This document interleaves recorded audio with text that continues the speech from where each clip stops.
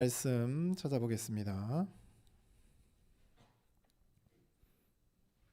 하나님의 말씀은 민수기 9장 15절부터 23절입니다.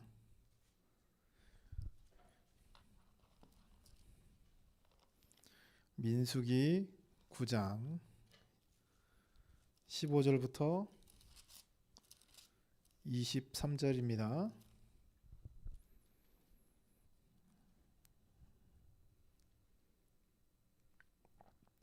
다 찾으셨으면 제가 한 절, 여러분들이 한 절 교독하겠습니다. 민수기 9장 15절부터 23절입니다.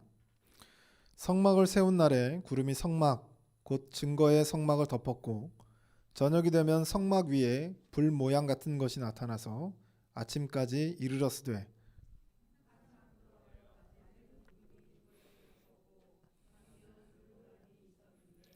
구름이 성막에서 떠오를 때에는 이스라엘 자손이 곧 행진하였고 구름이 머무는 곳에 이스라엘 자손이 진을 쳤으니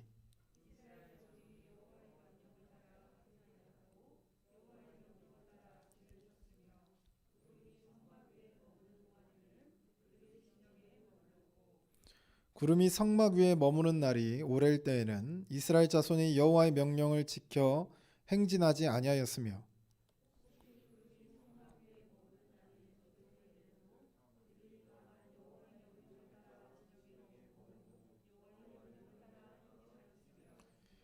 혹시 구름이 저녁부터 아침까지 있다가 아침에 그 구름이 떠오를 때에는 그들이 행진하였고 구름이 밤낮 있다가 떠오르면 곧 행진하였으며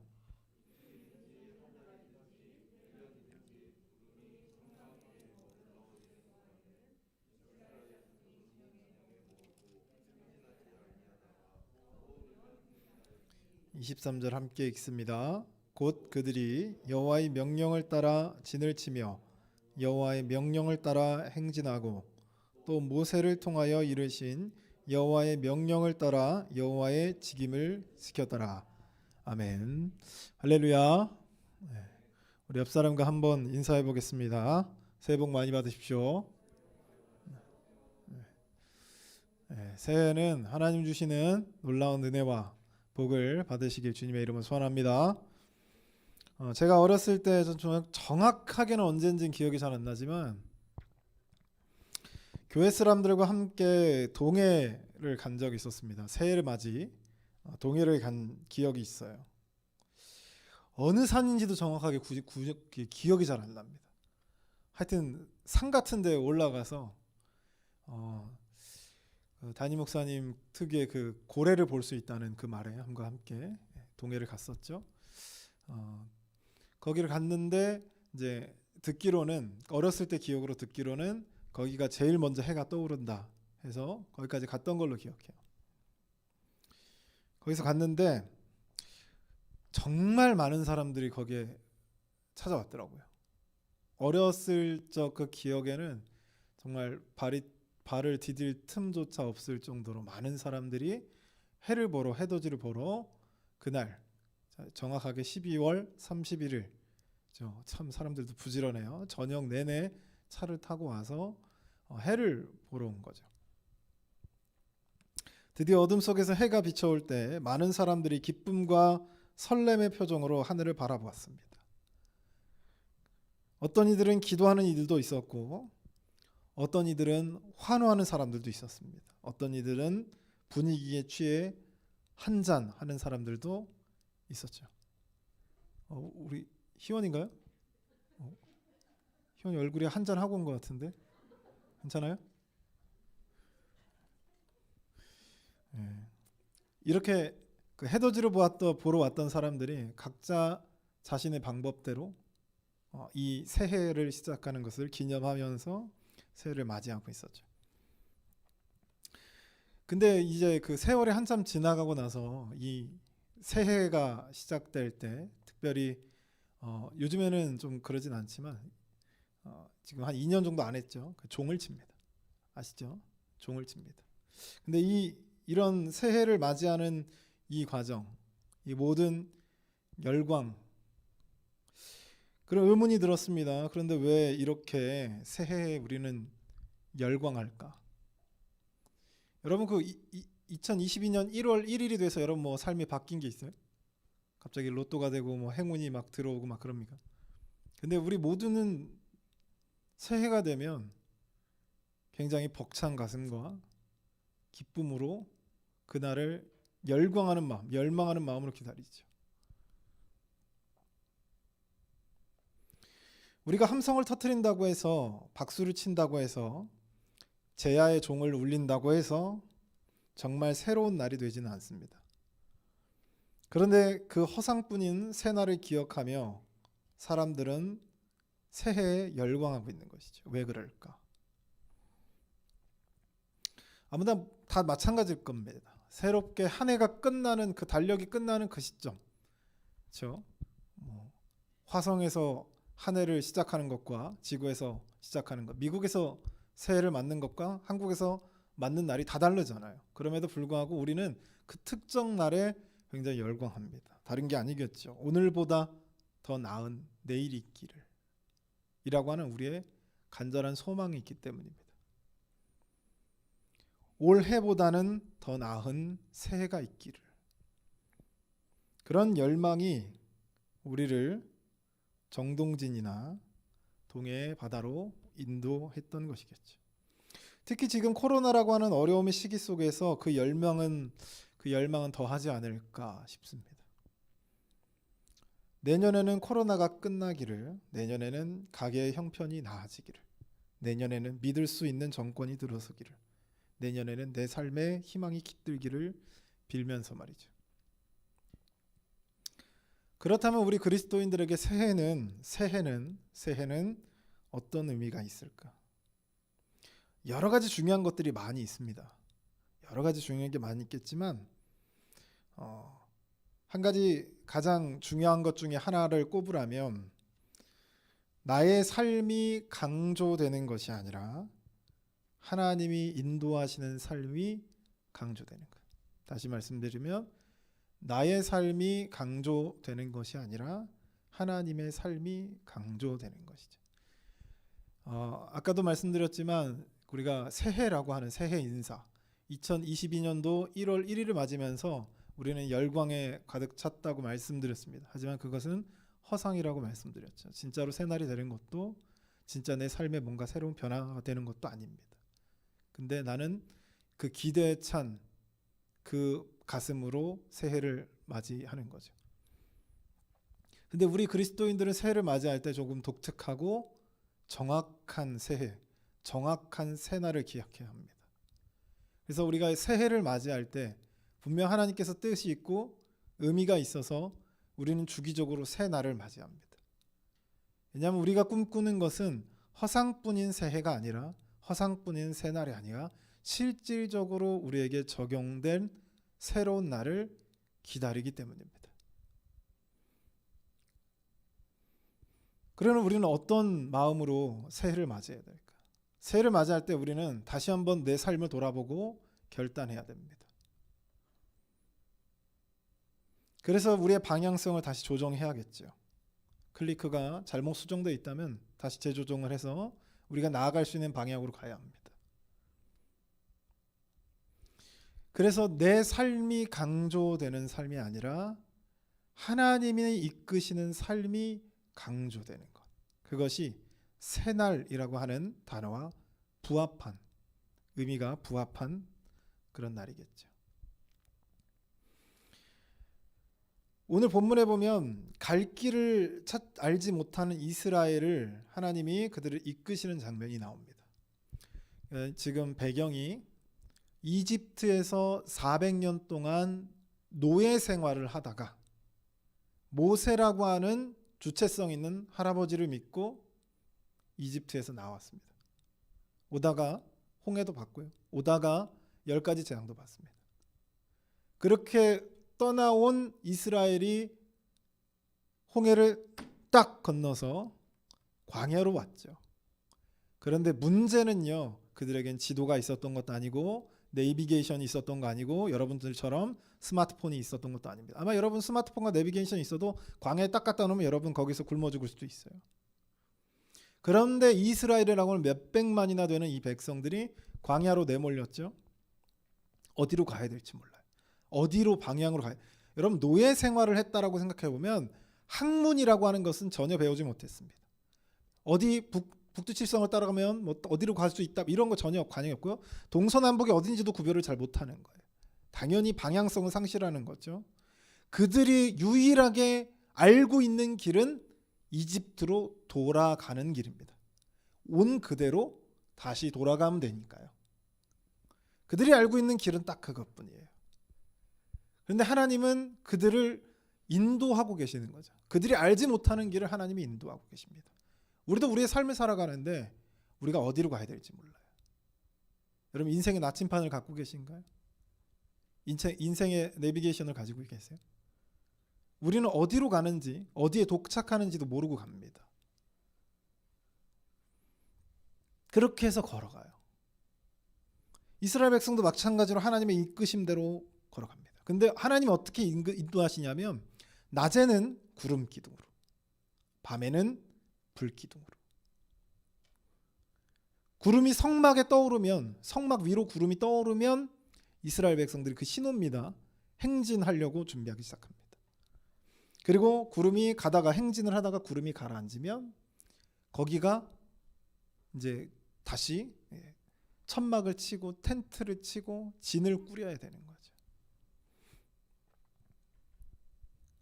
이스라엘 백성들을 광야 속에서 보호하시는 하나님을 우리가 볼 수 있는데 우리는 너무 익숙해져 버린 나머지 잊어버린 사실들이 있습니다. 하나님께서 우리와 함께 하신다라고 하는 사실이 뭐냐면 무슨 의미를 갖고 있냐면 하나님이 나와 함께 하신다라는 의미가 무엇을 뜻하냐면 하나님이 나를 보호하고 계신다라는 것이죠. 낮에는 구름 기둥으로 밤에는 불 기둥으로.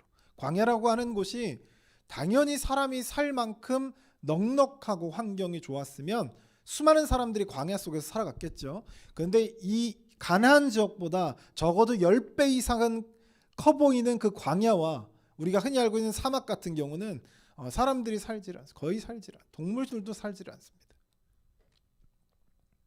낮에는요 정말 말할 수 없을 만큼 뜨겁고 저녁은 말할 수 없을 만큼 춥습니다.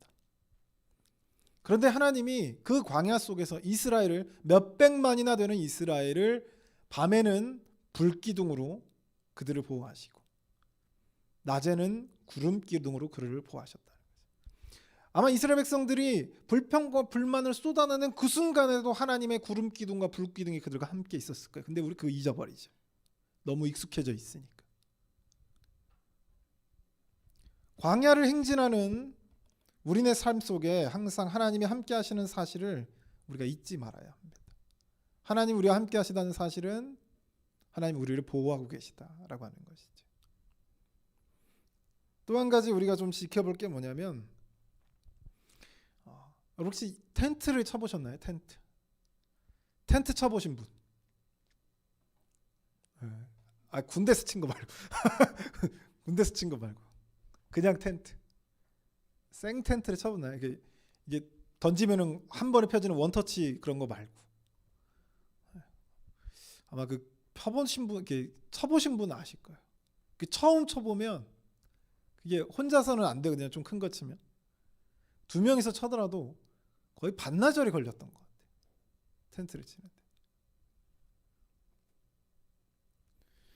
큰 텐트 하나만 치는데 초보자들은 반나절이 걸립니다.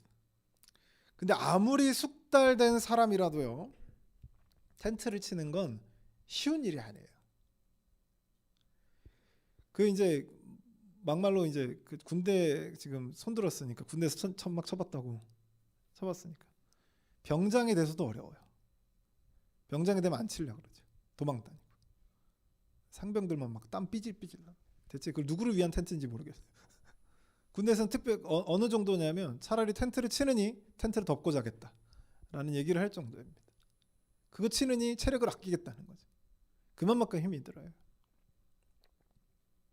그런데 하물며 민족이라고 하는 거대한 집단이 텐트를 친다고 생각해 보세요.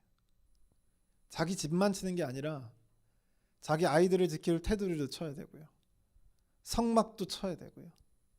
그리고 수많은 시설들을 쳐야 돼요. 화장실은 어떻게 할 거예요? 그들이 교육받을 장소는 어떻게 할 겁니까? 그들이 예배하거나 또는 지파별로 모일 회당은 어떻게 할 거예요? 그 모든 것들을 다 쳐야 되는 거예요. 그 민족들이. 군대 같은 경우는 다 일할 수 있는 노동 인력이지만 여기 있는 아이들부터 시작해서 노인들까지 다 있는 곳입니다. 그러면 그들을 위해서 누군가는 2배로 노력을 해야 되는 거예요. 그들의 이동과 생활을 생각해 보시면 어떤 상황인지 인지가 됩니다. 구름이 머물러서 하루 종일 텐트를 치고 집기를 드리고 오래 머물 수 있도록 땅을 다지고 했는데 오늘 성경에 보면 뭐라고 되어 있냐면 다음 날 하나님이 아침에 구름이 떠버리는 거예요. 어떤 상황이죠? 아니 밤에 하나님이 구름이 가라앉아 앉아가지고 밤새도록 막 텐트 치고 막 땅 다지고 막 시설 다 만들어 놓고 했는데 갑자기 하나님 말도 없이 아침에 해 떴더니 갑자기 구름이 떠오르는 거예요. 뭐 해야 되는 거예요? 다시 걷어야겠죠. 다시 파내야 됩니다. 그죠? 식기들 다시 드러내고 술에 다 실어야 돼요. 밤새도록 했는데 다시 움직여야 되는 거죠. 그렇다 할지라도 여기 보면 하나님의 명령을 따라 이동했다라고 되어 있죠.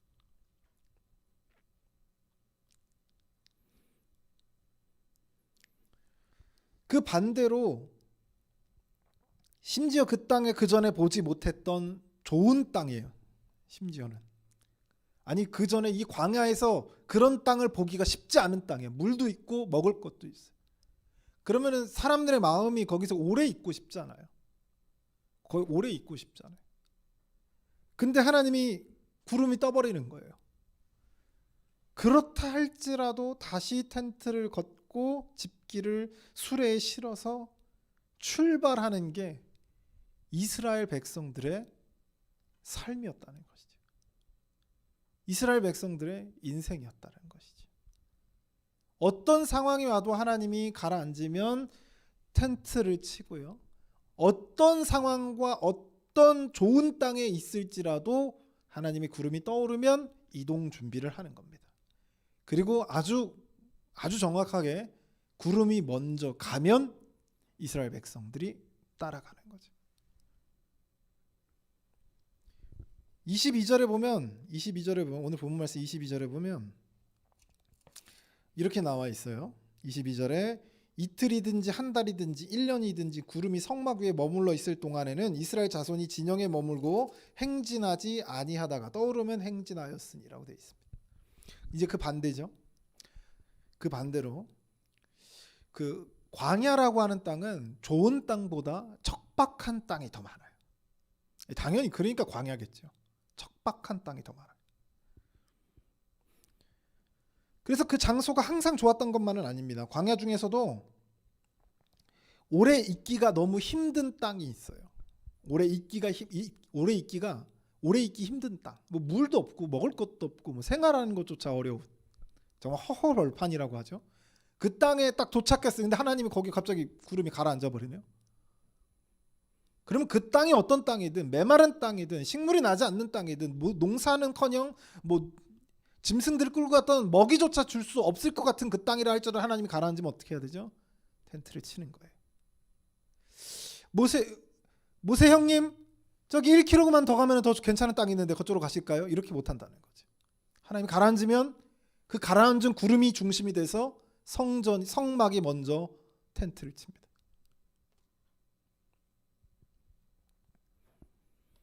부족하고 어려운 곳에 있을지라도 하나님께서 머물면 떠날 수가 없습니다.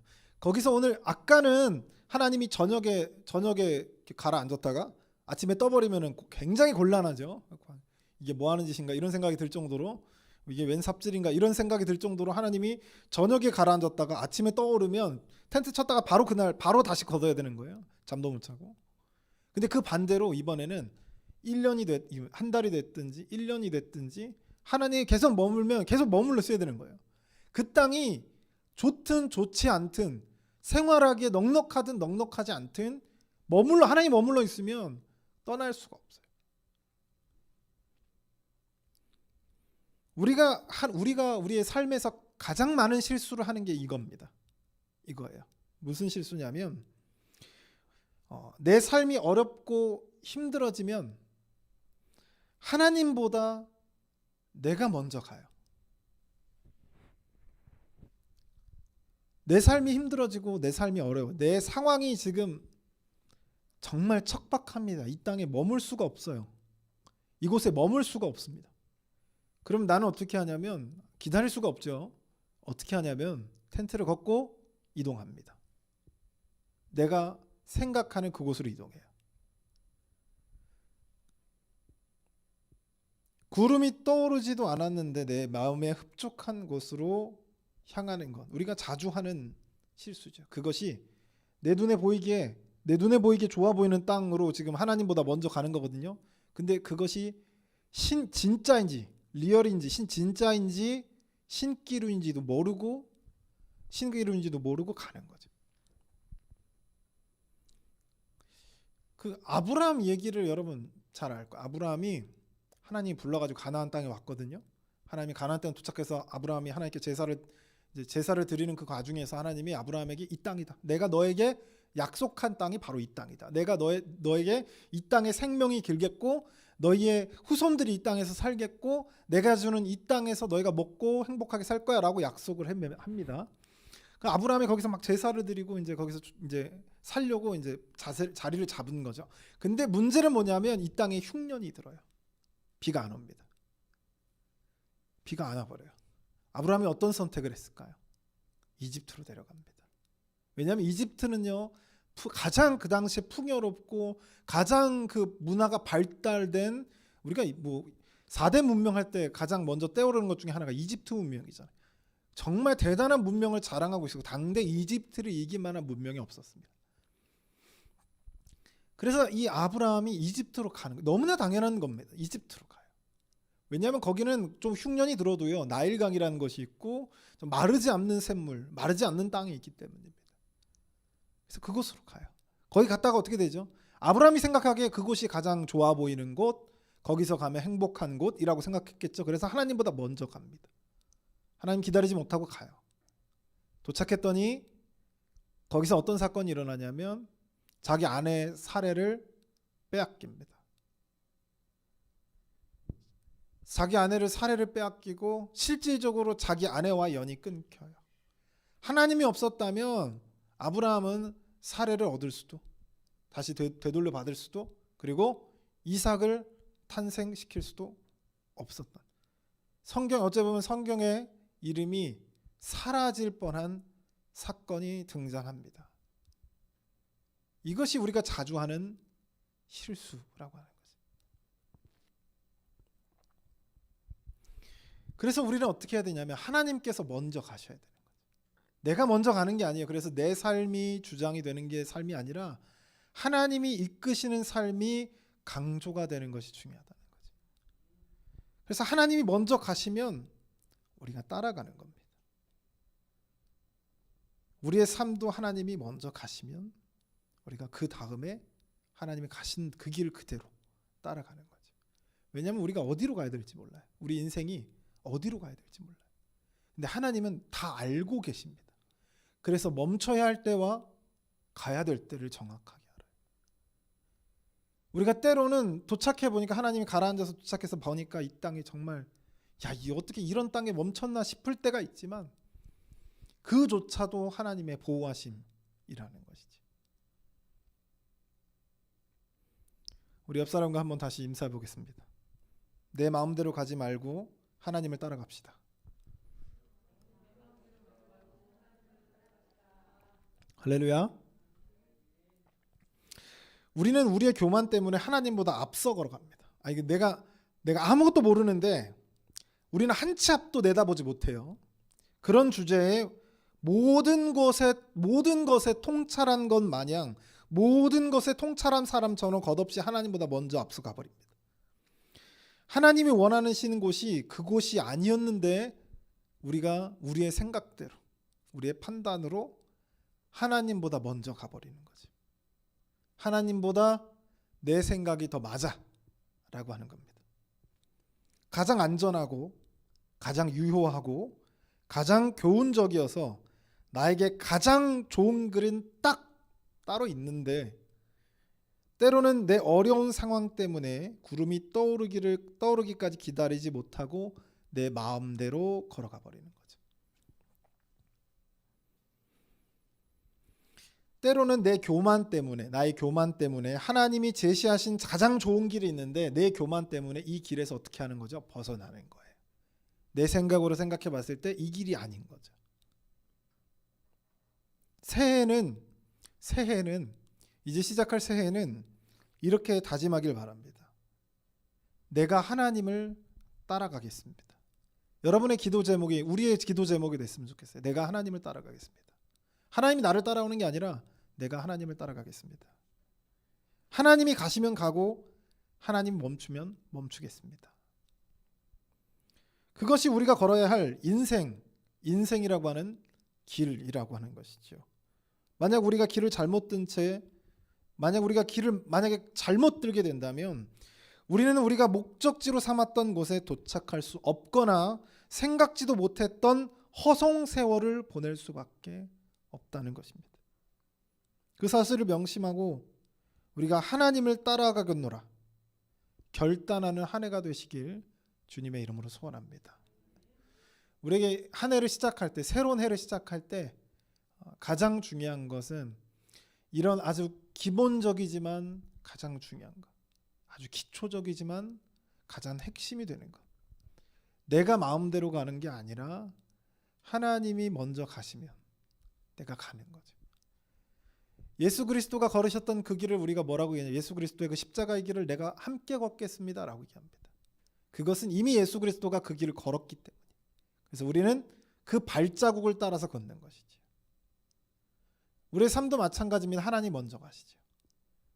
그래서 우리의 한 해를 시작할 때 가장 중요한 결단은 하나님 먼저 가시고 내가 그 다음만 가겠습니다 라고 하는 것이죠.